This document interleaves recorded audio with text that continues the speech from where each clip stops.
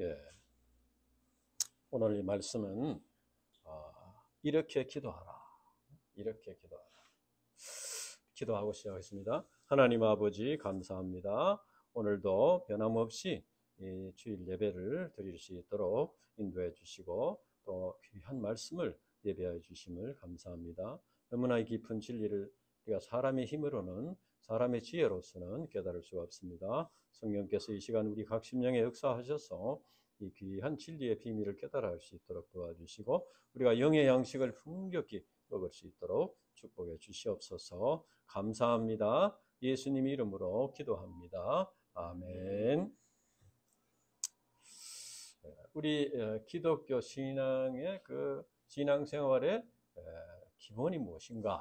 여러 가지가 있지만은 가장 기본되는 것이 무엇인가? 이렇게 생각해 볼 때 첫째는 그 복음 진리에 기초하는 올바른 신앙 고백이 있어야 됩니다. 뭘 믿느냐? 이렇게 그 중에서도 예수 그리스도의 십자가의 진리를 믿는 신앙 고백, 내가 믿습니다. 그러면 이제 거듭나게 되는 거죠. 두 번째는 말씀 충만, 성령 충만한 예배입니다. 예배를 우리가 이렇게 드리고 하나님을 만나고 하나님의 음성을 듣고 하는 예배. 첫째는 신앙 고백, 둘째는 예배, 셋째는 응답받는 기도입니다. 이것은 이제 하나님과의 실제적인 교제가 우리가 기도하고 하나님은 말씀으로서 응답을 하시고, 그래서 이 신앙 고백, 그 다음에 예배, 그 다음에 기도. 그래서 오늘은 그 중에서 이제 기도에 관한 말씀입니다. 이 기도가 얼마나 중요하냐. 만약에 우리 어떤 누가 왜 기도합니까? 이렇게 묻는다면은 그거는 바로 왜 숨을 쉬어야 합니까? 하고 똑같은 거예요. 기도는 호흡과 같은 것입니다. 그래서 기도는 생존의 필수적인 것입니다. 그래서 우리가 기도를 잘해. 그래서 데살로니가 5장 16, 18절에 보면은 항상 기뻐하라, 쉬지 말고 기도하라, 범사에 감사하라. 이것이 그리스도 안에서 너희를 향하신 하나님의 뜻이니라. 이렇게 했습니다. 그래서 쉬지 말고 기도하라 그랬습니다. 호흡을 쉬어서는 안 되지 않습니까? 기도를 해야 된다. 오늘 말씀은 예수님께서 우리 신자들에게 응답받는 기도의 모범을 가르쳐 줍니다. 1절부터 보면은 어떤 제자가 예수님에게 이제 주여 요한이 자기 제자들에게 기도를 가르친 것과 같이 우리에게도 가르쳐 주옵소서. 이 기도들을 가르쳐 달라고 했습니다. 그 당시에 종교 지도자들은 외식적인 기도를 많이 했습니다. 그래서 사람들에게 보이려고 길거리에서 막 소리를 높이 손을 들고 막 큰 소리로 기도하고 이렇게 했어요. 근데 예수님은 보니까 그렇게 기도하지 않고 늘 산에 가서 조용히 혼자 제자들도 기도하라 하고 또 혼자 가서 이렇게 기도를 했다는 거예요. 그래서 이 제자들이 정말 참 그 예수님의 기도를 좀 배우고 싶다, 그런 마음이 들었던 것 같습니다.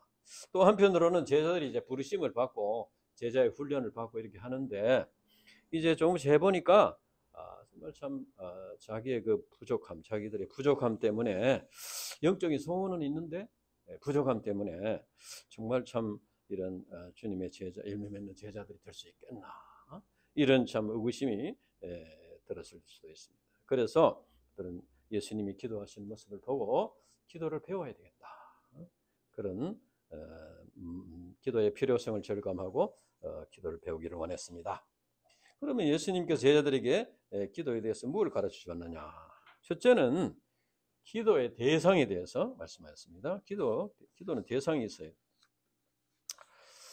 2절에 보면은 예수께서 이르시되 너희는 기도할 때 이렇게 하라, 아버지여 했습니다. 예수님은 먼저 아버지여 이렇게 부르라고 했습니다. 이 기도는 이제 대상이 하나님이신데 하나님은 아버지시다.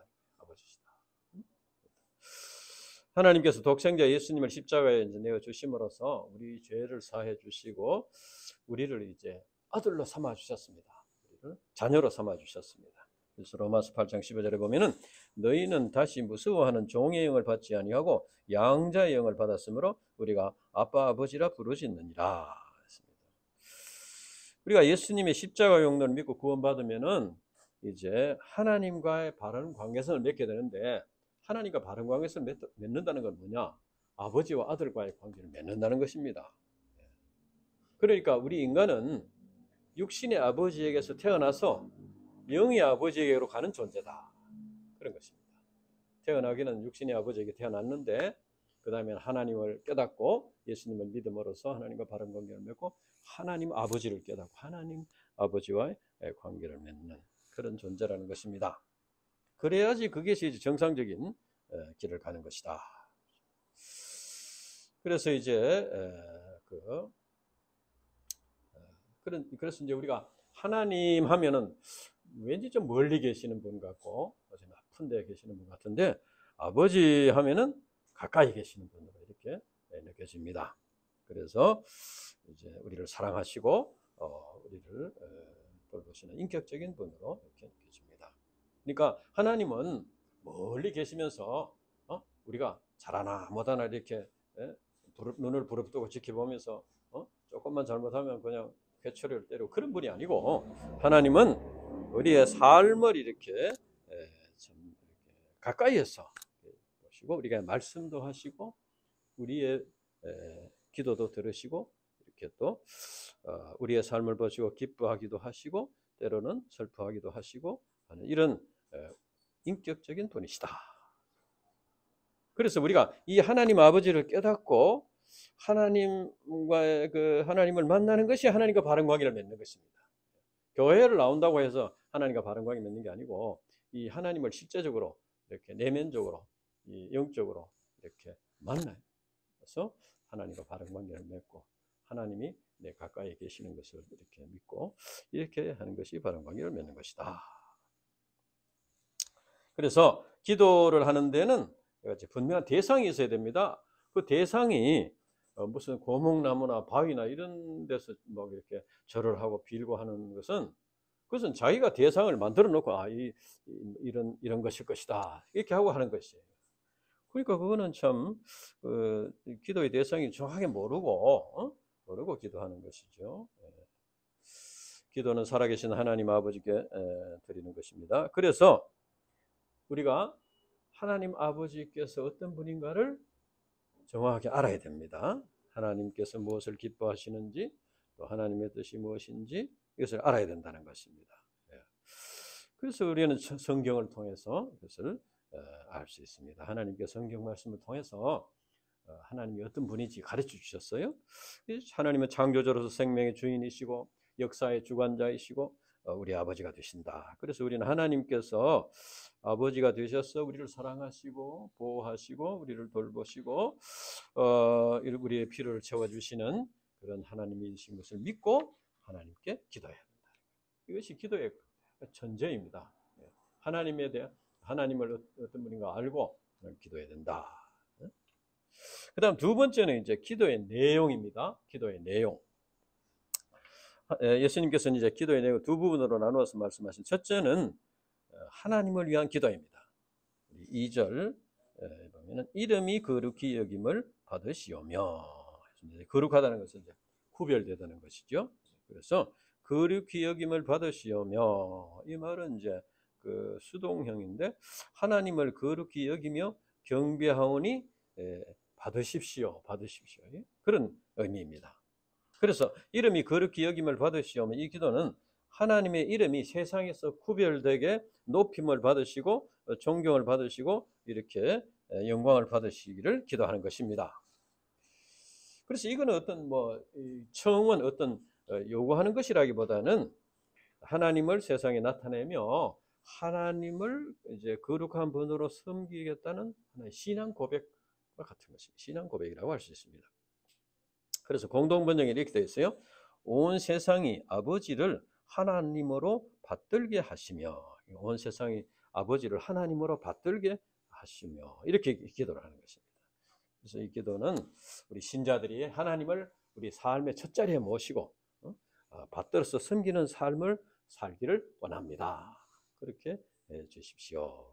그리고 불신 가족이나 또는 이 세상 사람들에게 하나님을 우리가 나타내서 하나님을 전하고 하나님을 나타내서 그들이 하나님을 받들어 섬기게 되기를 원합니다.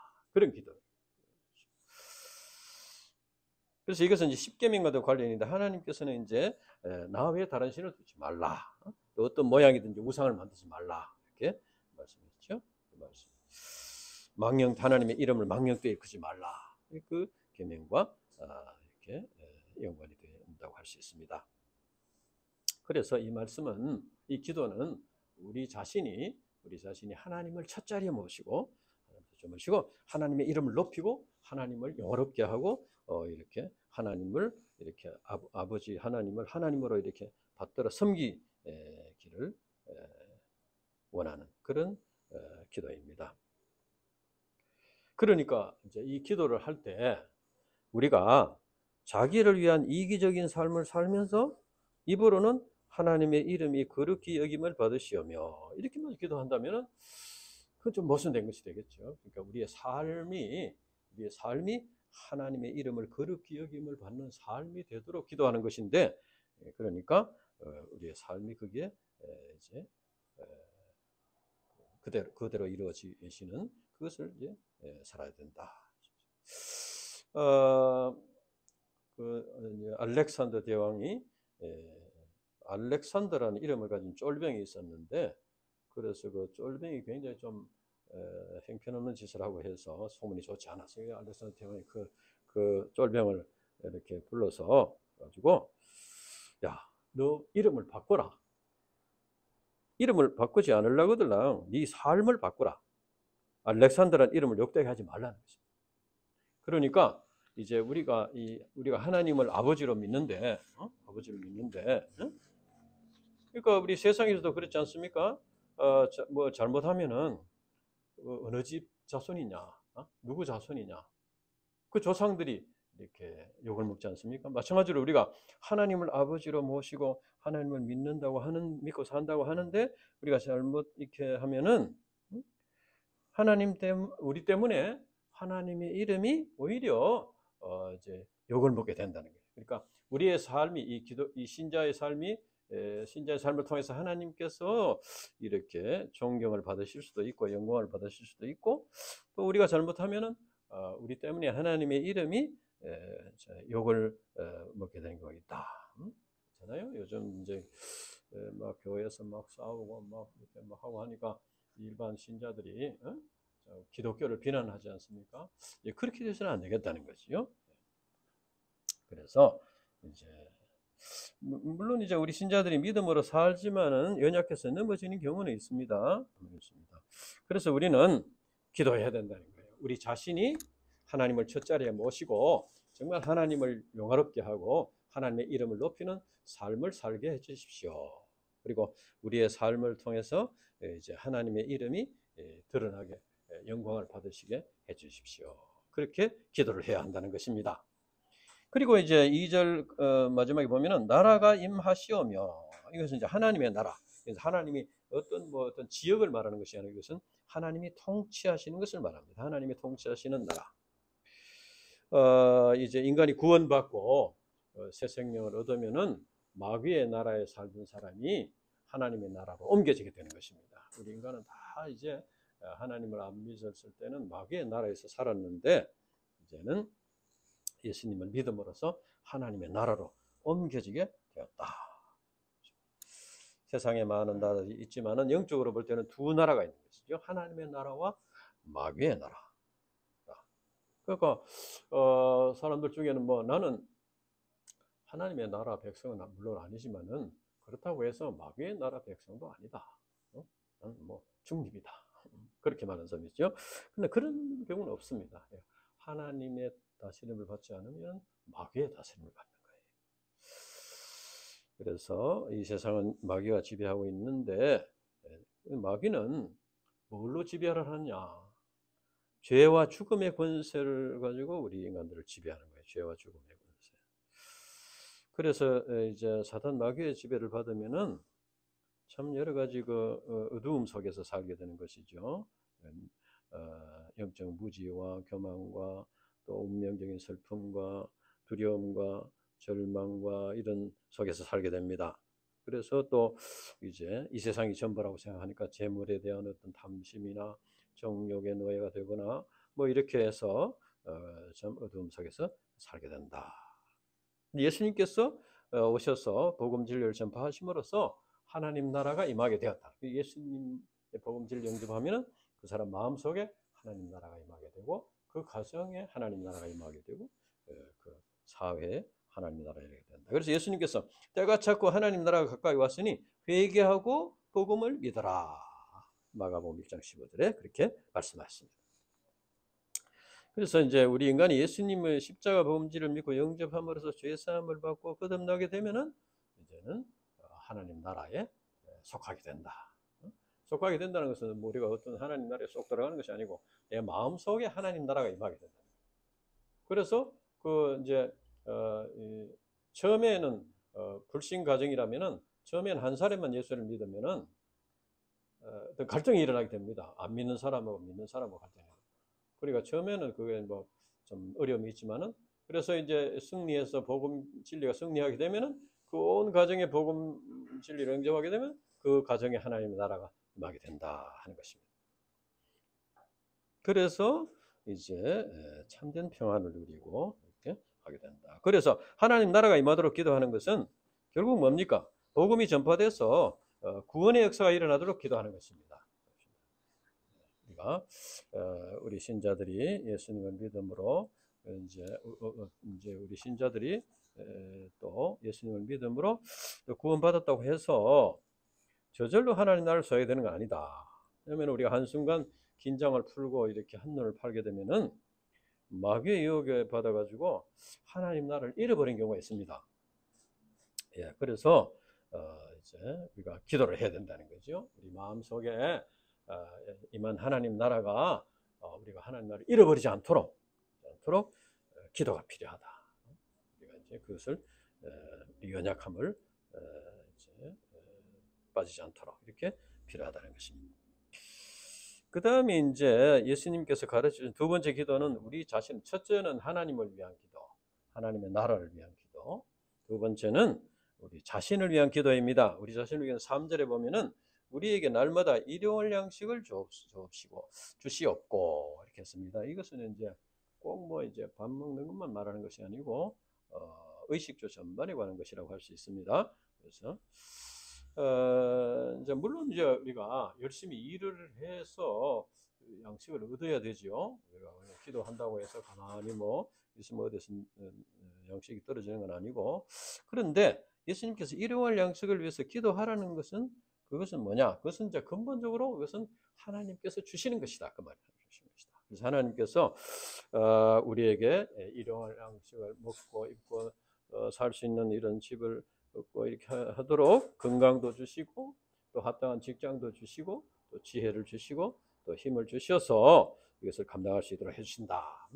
우리가 이제 농부가 이제 논밭에서 이제 그 농사를 짓지만은 하나님께서 때를 따라서 비를 내려주시고 또 그 곡식이 결실을 할 수 있도록 햇빛을 비춰주시고 이렇게 열매를 맺게 하신다는 것입니다. 그래서 우리는 이 일용할 양식을 위해서 기도합니다. 두 번째는 4절에 보면은 이제 죄 사함을 위해서 기도하라. 우리가 우리의 죄 지은 모든 사람을 용서하오니 우리 죄도 사하여 주시옵고.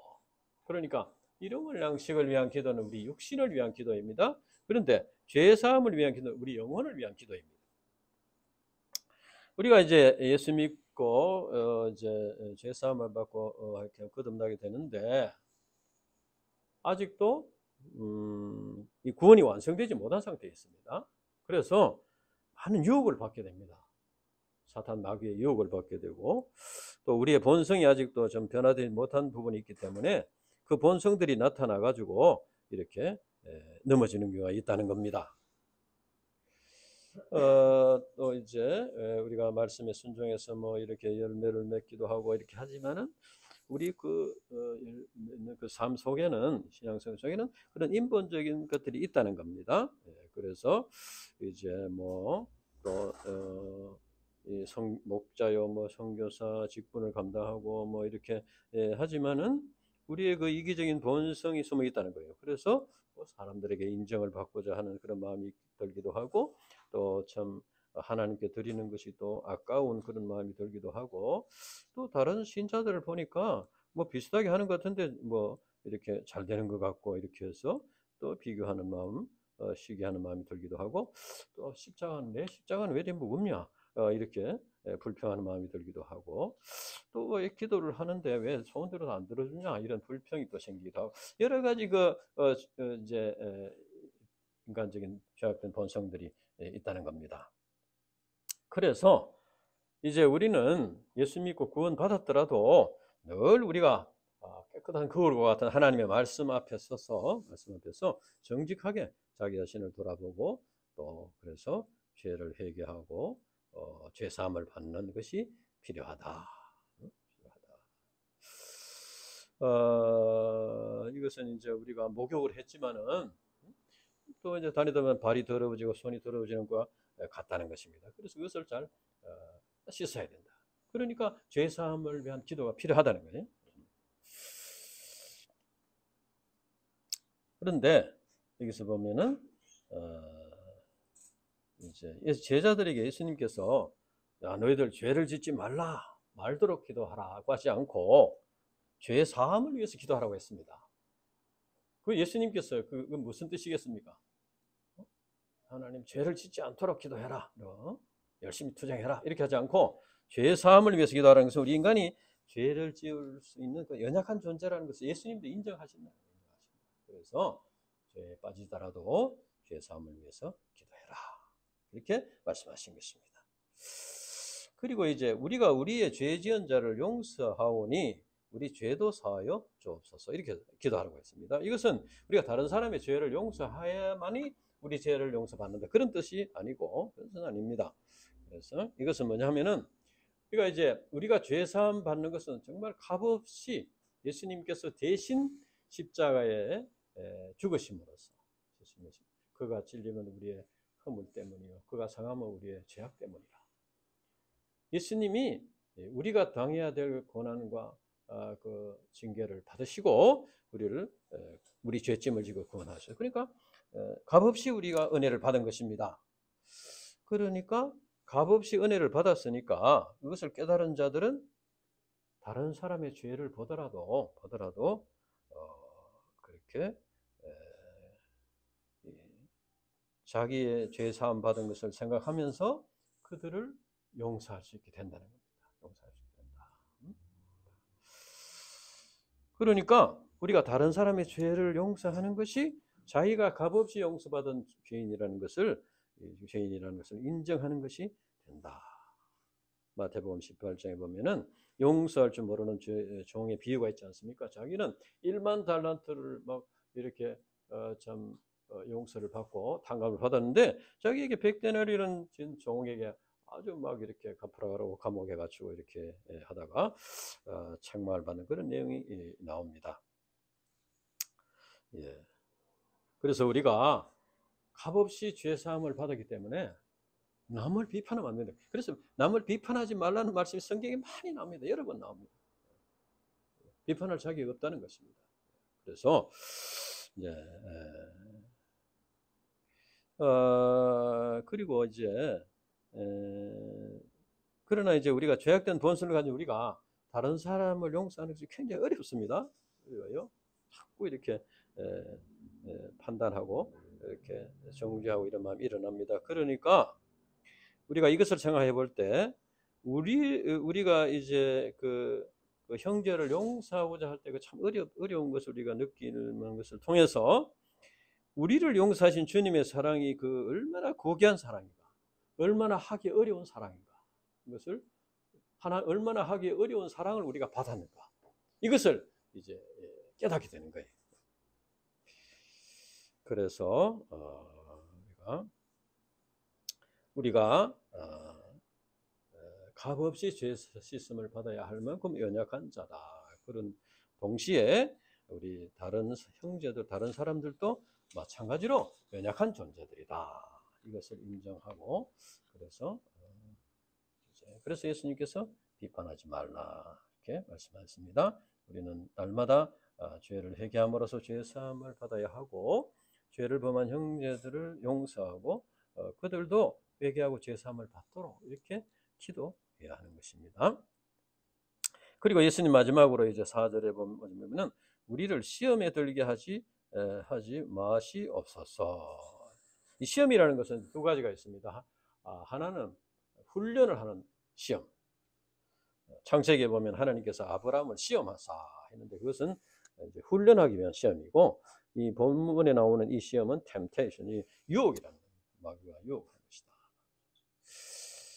그래서 시험에 들지 않도록 기도하라는 것은 그만큼 시험에 들기 쉽다는 겁니다. 우리가 연약해서 베드로전서 5장 8절에 보면은 근신하라 깨어라 너희 대적 마귀가 우는 사자같이 두루다니며 삼킬 자를 찾는다. 사단 마귀가 너무나 참 이렇게 간교하게 유혹합니다.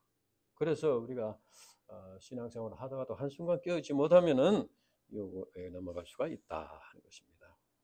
그래서 이제 영적으로 깨어 있어야 된다. 영적으로 깨어 있어야. 그래서 예수님도 말씀으로 마귀의 유혹을 물리셨습니다. 그렇기 때문에 우리가 마귀의 시험에 이기려면 말씀이 우리 마음속에 있어야 된다. 그래서 성경을 부지런히 읽고 공부하고 또 마음에 새기고 이렇게 해야 하는 것입니다. 그래서 이제 무엇보다도 기도를 간절히 해야 됩니다. 우리가 수제자 베드로를 볼 때 마지막에 예수님께서 십자가에 달리실 때 예수님께서 겟세마네 동산에 다 같이 가서 기도를 했습니다.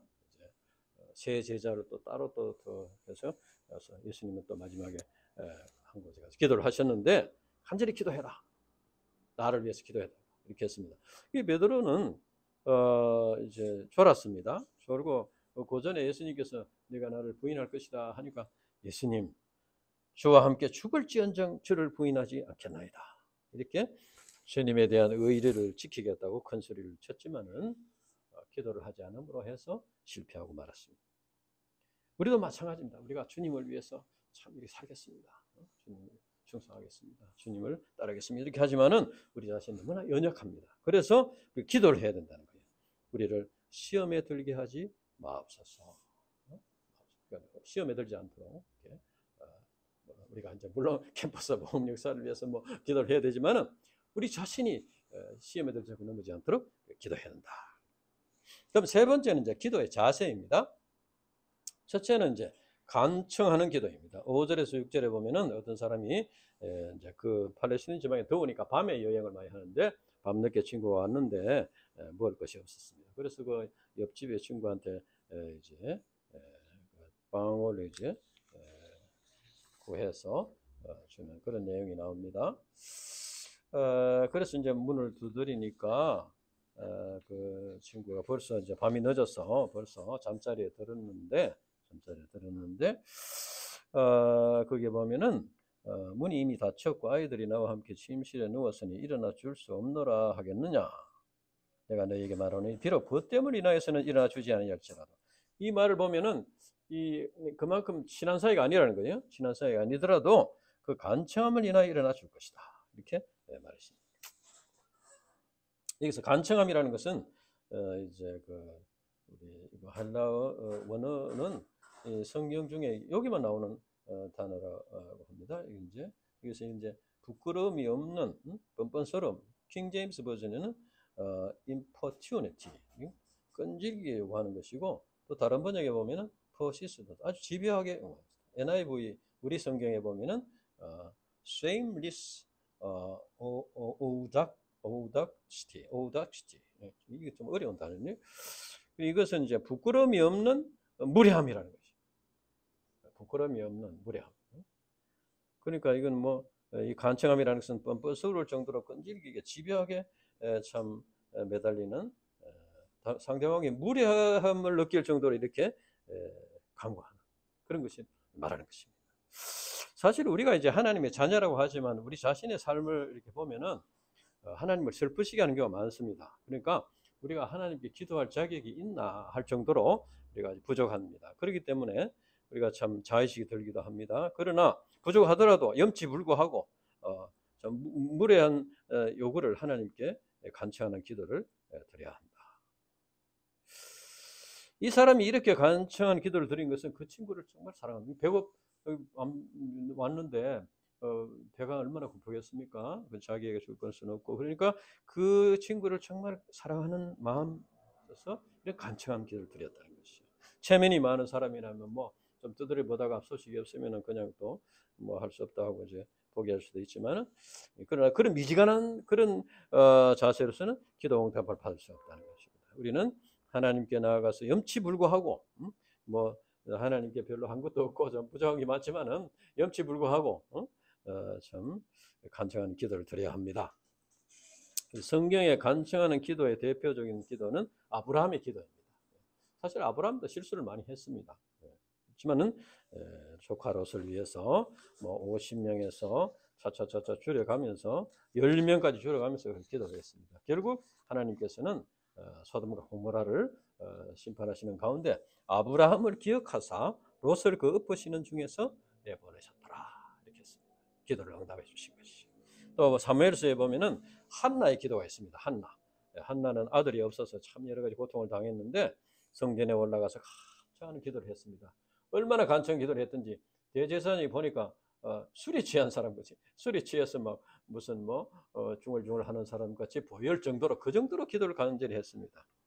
그래서 하나님께서 그 기도를 들으시고 사무엘 아들을 허락해 주셨다 하는 것입니다. 그래서 우리가 그저 대충 기도할 게 아니고 간청하는 기도를 해야 됩니다.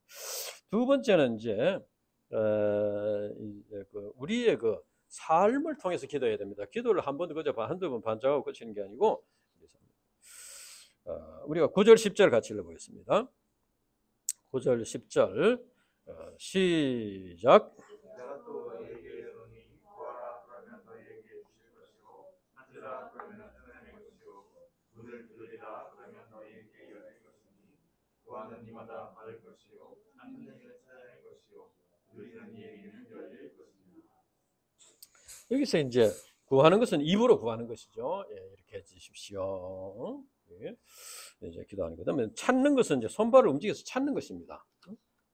그냥 입으로만 하는 경우 손발을 쓰는. 그다음에 두드리는 것은 열릴 때까지 인내심을 가지고, 왜냐하면 하나님은 하나님의 때를 우리가 모르기 때문에 열릴 때까지 이렇게 좀 인내심을 가지고 두드리는 것입니다. 그래서 우리가 이제 만약에 성숙한 신자가 되기를 바랍니다. 그런 소원이 있다면은 입으로 그렇게 기도를 하고, 그다음에 어떻게 되십니까? 열심히 성경을 공부하고 또 참 말씀을 묵상하고 소감 투정을 감당하고 또 이렇게 하면서 이제 그 훈련을 받아야 되겠죠. 우리가 가정 복음화를 위해서 기도하는 것도 마찬가지. 가정 복음화를 위해서 기도하는 것도 이제 기도를 하고, 그 다음에는 이제 복음을 전해야 되겠죠. 처음에는 조금 핍박을 참고 견뎌야 됩니다.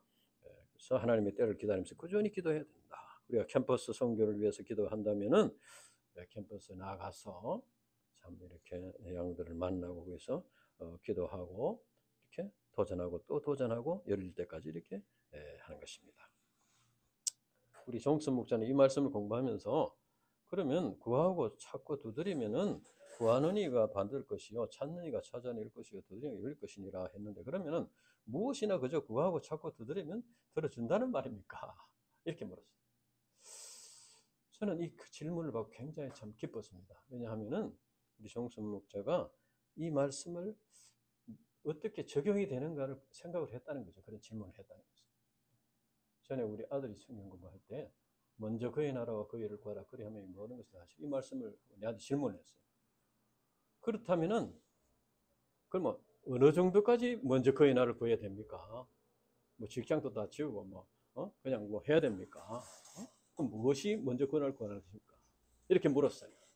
그래서 내가 무엇을 하든지, 직장을 생활을 하든지 뭐 돈을 벌든지 뭐 하든지 하나님의 영광을 위해서 하는 것이 먼저 그의 나라를 구하는 것이다. 직장도 하나님의 뜻을 이루고 캠퍼스 역사를 섬길 수 있는 곳으로 이렇게 집도 없고 직장도 없고 그것이 먼저 구하는 것이다. 그걸 내가 대답을 해주면서 굉장히 내 마음이 기뻤습니다. 그리고 고민을 한다는 것이죠.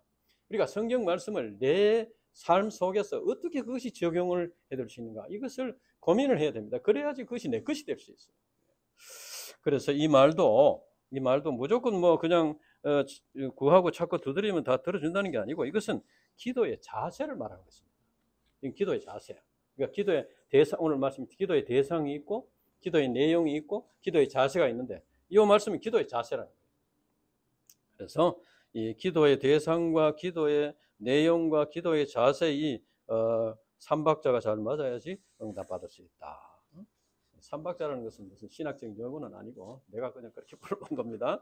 예, 그래서 이제 우리가 눈에 보이는 결과가 없더라도 그것을 너무 조급하게 생각하지 말고 하나님께서 응답해 주실 때까지 기도하고 하는 그런 자세가 필요하다. 인내가 필요하다. 그 다음에 세 번째는 하나님 아버지의 사랑을 믿고 기도해야 된다는 겁니다. 11절에 13절까지 보면은 아들이 생선을 달라 하는데 뱀을 주거나, 또 알을 달라 하는데 알 모양 비슷한 정갈을 주겠느냐, 그렇게 말씀하시고, 하나님께서 구하는 자에게 성령을 주신다 그랬습니다. 이제 그런데 보면은 아무리 악한 아버지라도 그렇게 뭐 뱀을 주고 그렇게 하지 않는다는 것이죠. 하나님은 선하신 아버지이시기 때문에 좋은 것을 주신다. 그런데 이제 마태복음에 보면은 이 말씀이 이렇게 되어 있어요. 하늘에 계신 너희 아버지께서 구하는 자에게 좋은 것으로 주시지 않겠나, 이렇게 했는데 본문에는 성령을 주시지 않겠느냐 했습니다. 그래서 좋은 것은 바로 성령이다. 성령께서 우리 안에 거하시면은 말씀을 깨닫게 해주시고 죄를 책망하시고 회개하도록 도와주시고 또 진리 가운데 거하도록 인도하시는, 그래서 그것을 성령의 견인이다 이렇게 말합니다. 그래서 성령께서 또 은사를 주셔서 능력을 주시고 이렇게 해서 우리가 이제 하나님 나라로까지 갈 수 있도록 이렇게 하신다는 겁니다. 그래서 사도행전에 보면은 제자들이 성령을 받고 난 뒤에 놀라운 그런 역사를 이룬 것을 볼 수 있습니다. 오늘 말씀, 본문 말씀은 우리 신자들이 어떻게 응답받는 기도를 할 수 있는가, 우리가 이제 기도를 하는데 해야 되는데 어떻게 응답받은 기도를 할 수 있나. 그래서 먼저 이제 기도하는 순서에 관한 것입니다. 우리가 기도하다 보면은 대체로 자기 자신이 급한 문제부터 먼저 이렇게 하는 경우가 있습니다. 그러나 오늘 말씀에 보면은 하나님을 위한 기도, 구원의 역사를 위한 기도, 하나님께서 영광을 받으시고 높임을 받으시도록 먼저 기도하라고 했습니다. 이것이 바로 먼저 그의 나라와 그의 일을 구하는 것입니다. 본문에는 없지만 마태복음에 이런 게 있어요. 뜻이 하늘에서 이루어진 것 같이 땅에서도 이루어지이다, 이런 기도를 하도록 했습니다. 그래서 이제 주기도면에는 이제 말이 있습니다. 그 말씀이 있습니다. 자, 이 뜻이 하늘에서 이룬 거지. 하나님의 내용이 하나님의 뜻을 이루는 기도가 되어야 된다는 거예요. 자, 우리 다 같이 요한복음 15장 7절을 읽어보겠습니다. 요한복음 15장 7절.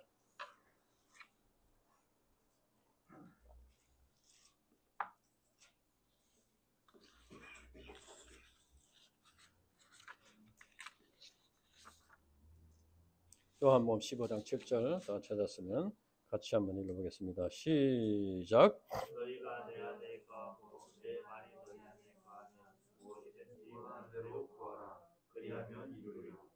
무엇이든지 원하는 대로 구하라, 그러면 이루리라 그랬는데, 그 앞에 보면은 내 말이 너희 안에 거하면, 그러니까 주님의 말씀이 우리 속에 거하면은 하나님의 뜻을 깨닫게 되고 하나님의 뜻대로 기도하게 된다는 겁니다.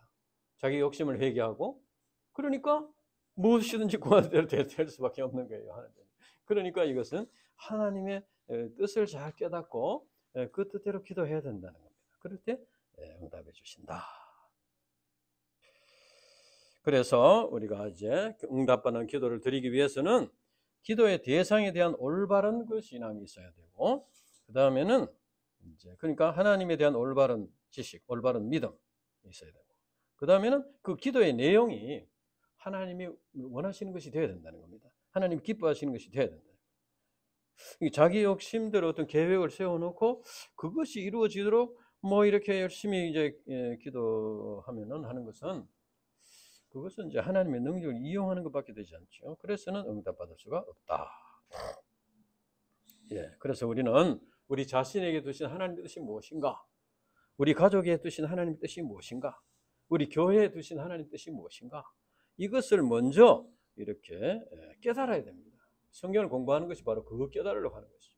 그걸 먼저 깨닫고 그 다음에 이제 그것을 위해서 기도해야 된다.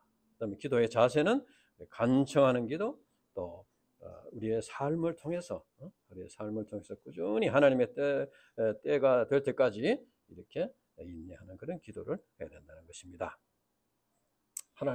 주님께서 우리에게 기도를 가르쳐 주시고 기도를 하라고 한 것은 응답해 주신다는 것이 포함되어 있습니다. 기도 응답해 주지도 않을 것이면서 뭐 기도를 해라 이렇게 하는 것은 그건 참 무의미한 것이죠. 형식적인 것이겠죠.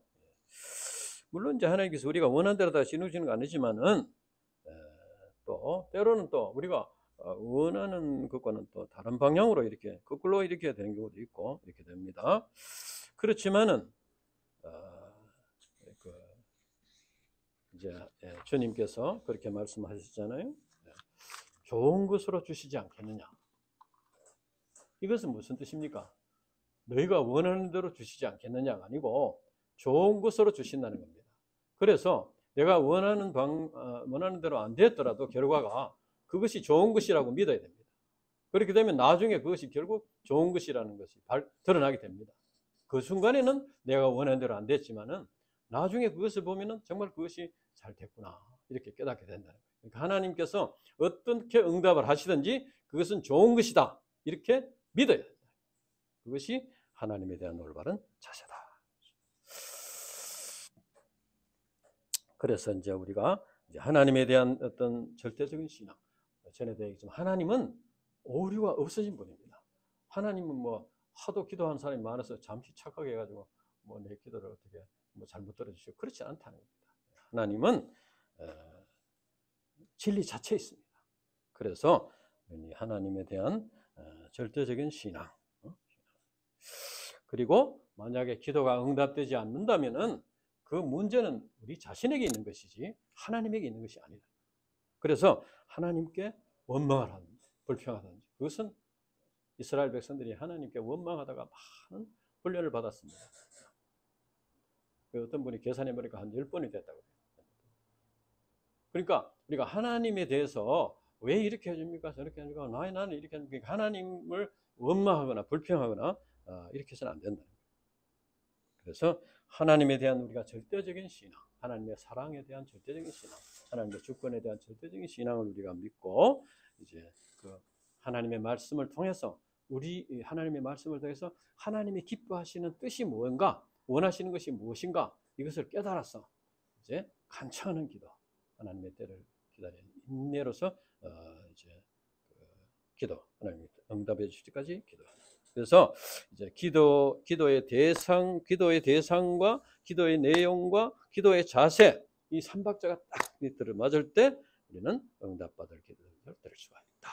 이것을 꼭 기억해야 되겠습니다. 기도하고 마치겠습니다. 하나님 아버지 감사합니다. 오늘도 이렇게 말씀을 주시고 기도에 대해서 가르쳐 주셔서 감사합니다. 우리가 이제 기도 호흡과 같이 우리가 늘 이렇게 다니엘이 하루 3번씩 기도한 것과 같이 우리가 늘 참 하나님께 기도함으로써 하나님과의 관계가 유지되고 하나님의 뜻을 이루는 그리고 하나님의 축복을 받는 믿음의 사람들이 될 수 있도록 축복해 주시옵소서. 감사합니다. 예수님 이름으로 기도합니다. 아멘.